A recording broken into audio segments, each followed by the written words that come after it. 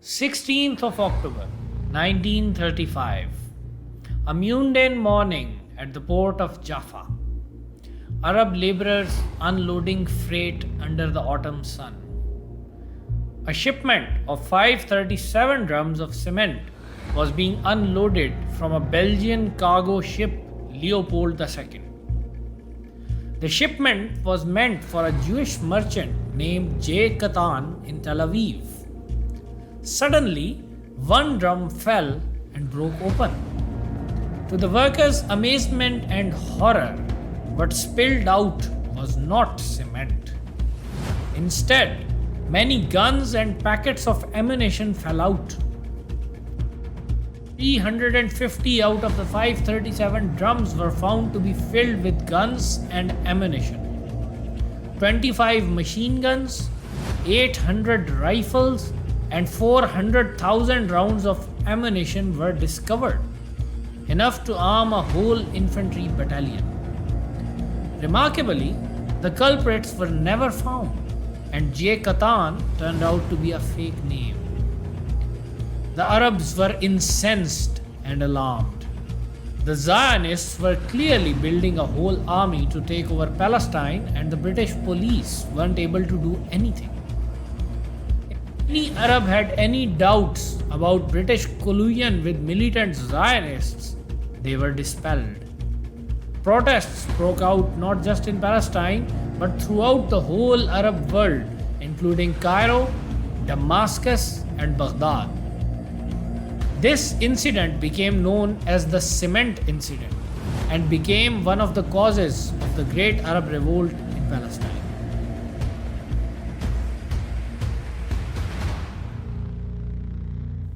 I am Dr. Hassan Bukhari, and this is the fourth episode of our series, Palestine versus Israel.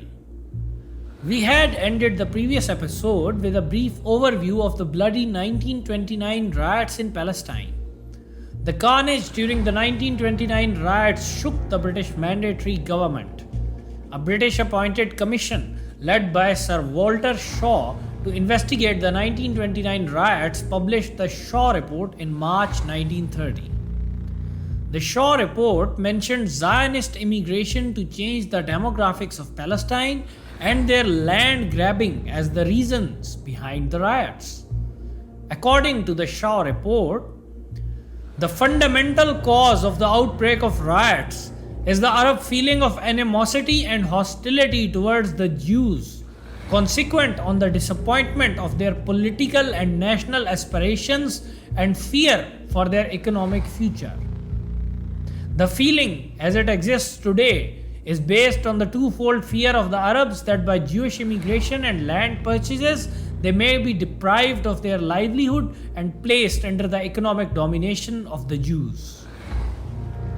The British were caught in a dilemma. Jewish immigration and the resultant capital generation was serving the British well, as it made the British colonial control of Palestine much cheaper. But these factors were also fueling Arab anger and resentment, which had the potential to jeopardize the security of the mandatory government. In response to the Shaw Report, British Prime Minister Ramsay MacDonald created a committee under Sir John Hope Simpson to examine the issues pertaining to immigration and land ownership. Hope Simpson's findings and recommendations were incorporated into the Passfield White Paper of October 1930. In it, the Colonial Secretary, Lord Passfield, declared that Jewish exclusionary practices were harming the Arabs economically. The paper recommended restriction of Jewish immigration and land sales to Jewish settlers. It also advocated that a legislative council be created in Palestine in which each community should be represented in proportion to its population. The Passfield paper caused the Zionists to raise a storm of indignation. They claimed that Britain had broken her solemn word given to them in the Balfour Declaration. The Zionists brought immense political pressure to bear on the minority government of Ramsay MacDonald. They threatened to use their influence in the US and impose US sanctions on the United Kingdom. MacDonald caved into pressure and started negotiations with Chaim Weizmann. He agreed to write Weizmann a public letter, effectively repudiating the Passfield paper. Weizmann made his demands crystal clear to the president by asserting, "We want it made clear that the letter to me containing the authoritative interpretation of the white paper shall be the basis of the law in Palestine." The letter was termed the MacDonald Letter by the British and the Zionists, but the Arabs gave it another name, the Black Letter. The Black Letter served to destroy all the residual goodwill between the British and the Arabs. Even the moderate members of the Arab elite were disillusioned. Musa Kazim al-Husseini, a moderate and the president of the Arab executive, wrote to the British High Commissioner on February 19, 1931. "I want to assure Your Excellency that Prime Minister MacDonald's letter has ruined hope of a policy of cooperation between Arabs and Jews, if there existed such a hope, and has rendered the possibility of understanding between the two parties absolutely impossible." Thanks to the Black Letter, unrestricted Zionist immigration and land purchases continued under British protection. The land purchases produced an Arab landless class made up of penniless peasants who harbored hatred against both the Zionists and the British government. But it will be unfair to blame only the Zionists and the British for the plight of Arab peasants. The hypocritical Arab elite was an important factor as well. Publicly, all the leading Arab elite families like the Husseinis, the Nashashibis and the Susuks cursed the Zionists and declared the selling of land to Jews an act of treason against the Arabs of Palestine. But the fact of the matter is that most of the land sold to the Zionists wasn't sold by hard-pressed peasants. From 1878 to 1936, about 90.6% of the land sold to Zionists by the Arabs was sold by large landowners who wished to fuel their extravagant lifestyles through Zionist money. The Arab elite even facilitated the Zionists by clearing the land of Arab tenants prior to the sale so that the Zionists could easily hire Jewish labor. According to Professor Charles Smith, the Jewish purchasers linked to labor Zionism wanted land without tenants when they took possession, so that it could automatically revert to inalienable Jewish ownership. They thus frequently had clauses inserted in the sales agreements stating that properties would be free of tenants when handed over to them. The Arab sellers, whether the actual owners or agents, were often eager to comply, and the tenants usually had little leverage, being indebted to their landlords or to moneylenders. While Palestine was grappling with the problem of Arab resentment due to Zionist immigration, land purchases, and exclusionary labor policies, trouble was brewing in Europe. The Nazis came to power in Germany in 1933. Anti-Semitism in European countries like Poland and Hungary also registered an uptick in 1930s. As a result, Jewish immigration to Palestine greatly increased, further destabilizing Palestine. Ironically, the rabidly anti-Semitic Nazis and the Zionists developed a partnership in this period. The Nazis wanted the Jews gone from Europe, and the Zionists wanted to take them to Palestine. The Nazis even allowed the Zionists to establish vocational training camps in Germany to train future immigrants. Interestingly, the German officer in charge of these activities was none other than Adolf Eichmann, the man who was later executed in Israel due to his role in the Holocaust. As a result of the anti-Semitic wave in Europe and the Nazi-Zionist symbiosis, the Jewish population of Palestine doubled between 1933 and 1935. Most of these new immigrants belonged to the middle class and brought much needed capital and professional skills to the Jewish community in Palestine. While the world was going through economic hardship due to the Great Depression, the Zionists experienced an economic boom. But this economic boom almost exclusively benefited the Zionists due to their decades-old policy of keeping their economy completely isolated from the Arabs of Palestine. Resultantly, the gap in wealth and power between the Zionists and Arabs widened further, pushing Arabs into a state of depression and insecurity. The economic plight of the common Arabs, especially peasants, was triangular. On one hand were the Zionist exclusionists. Then there were the British, who were exploiting the Palestinian Arabs in classic colonial fashion. According to Article 18 of the mandate, Palestine couldn't levy tariffs against members of the League of Nations.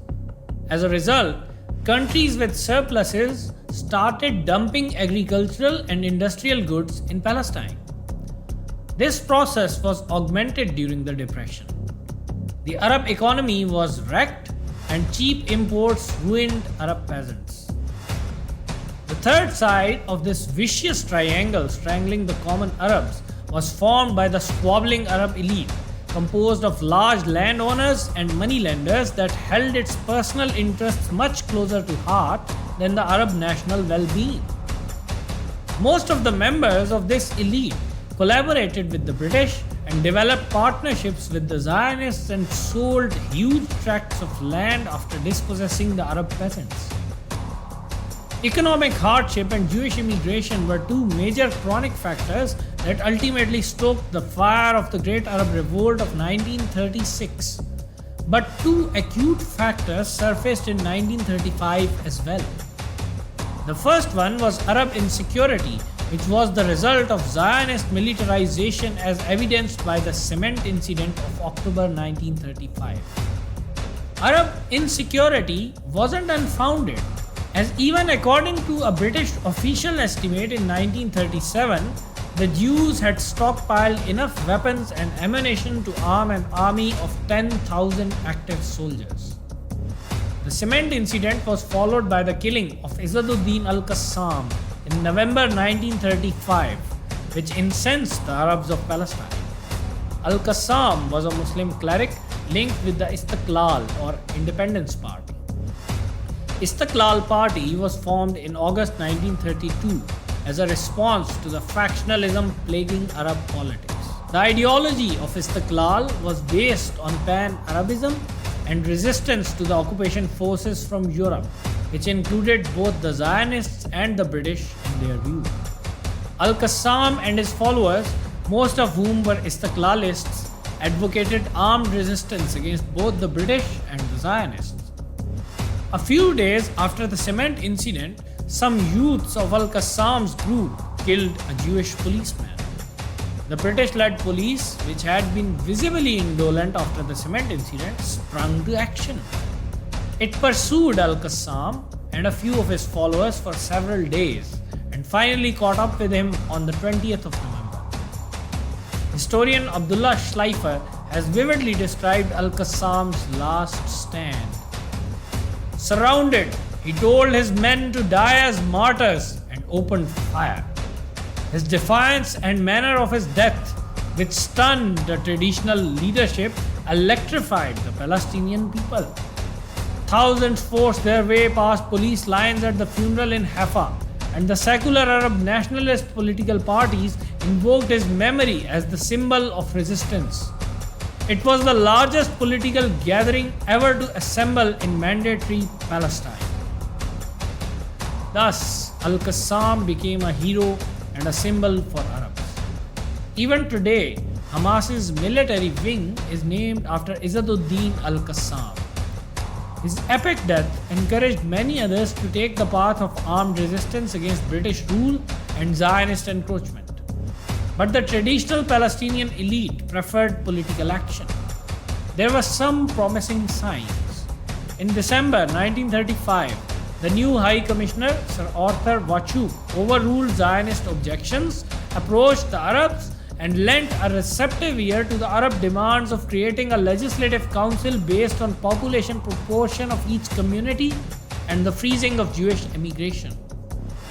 Despite Zionist opposition, Wauchope managed to get the British government to invite the Arab leaders for negotiations.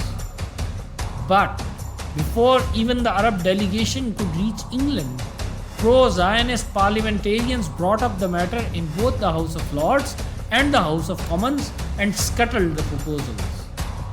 This proved to be one final humiliation for the Arabs, as even the traditional elite now began thinking about an uprising against the mandatory cover. The volatile situation finally exploded into violence with some Arab attacks on Jews in April 1936, carried out by Al-Qassam's group. The Great Arab Revolt in Palestine began shortly afterwards with the formation of an Arab Higher Committee, which immediately called for a general strike by all Arabs in Palestine. A boycott of Jewish goods and a ban on sales to Jews was also announced. Attacks by Arab insurgents on Jews and British forces also began occurring regularly. By all accounts, the general strike backfired. Some Jewish entrepreneurs used to hire cheap Arab labor. Now they were forced to hire laborers provided at a steep cost by the Histadrut. Thus, the Zionist aim of completely segregating the Jewish economy from the Arabs and achieving autarky was finally achieved. Howard Sacker mentions in his book, A History of Israel. Ironically, one of the strike's most decisive effects was to stimulate the Jewish economy. For the first time, large numbers of Jewish workers supplanted cheap Arab labor in Jewish citrus groves, and Jewish produce replaced Arab fruit and vegetables in the markets. On the other hand, the cost of the strike to the Arabs themselves became increasingly punitive. Notwithstanding the general strike's failure, Arab military activities caused some concern to the British. Many volunteers from other Arab countries had also entered Palestine and joined the revolt. Most notable among them was a Lebanese-born officer, Fawzi al-Qawqji. He had served in the Ottoman, Syrian, and Iraqi armies and fought in the First World War and the Battle of May Saloon. Fawzi al-Qawqji quickly became the most well-known rebel commander in this phase of the rebellion, which lasted until the autumn of 1936. By that time, almost 20,000 British troops had arrived in Palestine and stifled the rebellion. The failure of the strike and the dismal military situation forced the Arabs to contemplate the suspension of hostilities. Neighboring Arab states of Iraq, Egypt, and Saudi Arabia also tried to negotiate a peaceful solution to the conflict. The British Colonial Office also showed a goodwill sign to the Arabs by granting only 1,800 out of more than 11,000 Jewish entry permits requested by the Jewish Agency from the period October 1936 to March 1937. So, in November 1936, a cessation of hostilities occurred and a new British commission under Lord Peel arrived in Palestine to investigate the causes of Arab resistance and recommend a solution to the Palestine issue. The Peel Commission's report and the subsequent reignition of the Great Arab Revolt with increased ferocity will be discussed in the next episode of Palestine versus Israel. Stay tuned, don't forget to like the video and subscribe to our channel.